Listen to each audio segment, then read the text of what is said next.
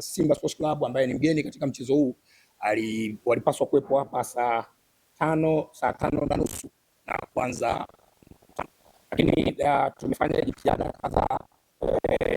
Mbaya sana wahusika walikuwa hawapatikani kwenye simu, kwa hiyo tunashindwa kuelewa changamoto hasa ni nini mpaka sasa hivi, lakini bado hawajafika kwenye eneo la mkutano, na kwa sababu hili ni jambo la kikanuni, ni jambo ambalo lina ratiba, na baada ya hapa kuna ratiba ya matukio mengine kuelekea huo mchezo. Hatuwezi kuendelea kuwepo hapa mpaka jioni, ndugu zangu wanahabari. Kwa hiyo nitumie fursa hii kusema rasmi kwamba tunamaliza mkutano wetu rasmi na kwamba taarifa nyingine zitatolewa hapo baadaye. Kwa hiyo kila kitu kiko sawa, na kwamba tumewakosa Simba Sports Club ili watueleze changamoto, kama kuna changamoto yoyote ambayo wamekutana nayo huko njiani wakiwa wanakuja au la. Kwa hiyo tunaendelea kuwatafuta, tutakapojua nini changamoto tutawajuza kupitia kurasa zetu za mitandao ya kijamii na maeneo mengine muhimu. Kuna swali na hilo jambo jamani? Taarifa ina maswali? Sawa, tusikie swali moja bali. Swali moja tu.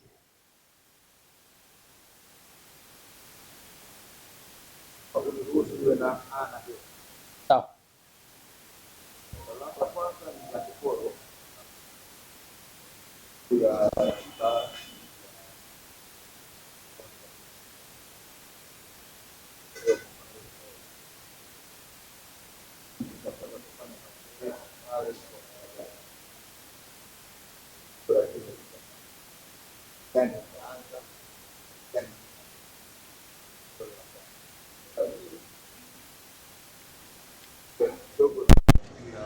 Maamuzi yaliyofanyika jana ya waamuzi ni kitu ambacho kimechukua kwa historia. Ni jambo la kwanza, mechi ya kwanza inaenda kuchezeshwa na waamuzi wa nje katika ligi yetu ya Tanzania Bara. Je, uamuzi ulikuwaje? Na je, club ambao ni stakeholders walishirikishwa? Kwa maana hizi mbili kanuni hazielezi na waamuzi wameshafika. Kiporo cha jana kinahusisha mazoezi. Kwa mujibu wa kanuni, klabu mgeni anaruhusiwa kufanya mazoezi kwenye uwanja wa mchezo angalau mara moja kabla ya siku ya mchezo. Siku ya mchezo ni kesho na leo ni tarehe 24, na kanuni ile inasema kwamba ni muda ule wa mchezo, ambapo kwa mujibu wa ratiba yetu mchezo utafanyika saa 11 jioni.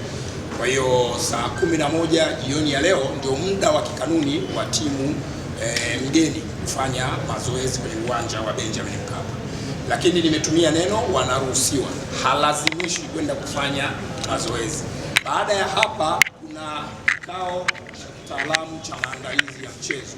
Kwenye kile kikao timu zote mbili zinakuwepo, na inawezekana uamuzi wa wao kwenda kufanya mazoezi au kutokwenda unaweza ukawa communicated huko. Kwa hiyo kwa sasa hivi hapa ninachoweza kusema ama kuwajuza wanahabari kwamba tuvute subira, confirmation yote kishafanyika, basi tutashare kupitia kurasa zetu, na nitawaalika wanahabari kwa ajili ya kufanya coverage kwenye dakika 15 za mwanzo za mazoezi ya timu mgeni. Hilo ni swali la kwanza. Swali la pili, muuliza swali amezungumzia swala la waamuzi. Jana tulitangaza waamuzi wa mchezo, waamuzi wanne kutoka Misri na mtathmini wa waamuzi kutoka nchini Somalia. Ametumia neno taharuki. Mimi sidhani kama taharuki ni neno sahihi sana.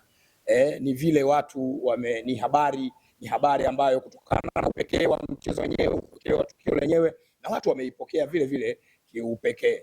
Amesema pia kanuni, muuliza swali amesema kanuni hazisemi chochote kuhusiana na hilo. Ni kweli, kanuni hazizuii TFF kupitia kamati yake ya waamuzi kuleta muamuzi kutoka nje ya Tanzania kwa ajili ya kusimamia mchezo wa ligi. Kanuni inaeleza sifa za waamuzi wanaoweza kusimamia huo mchezo. Kwa hiyo jambo pekee ambalo tunaweza tukalieleza sasa hivi ni kwamba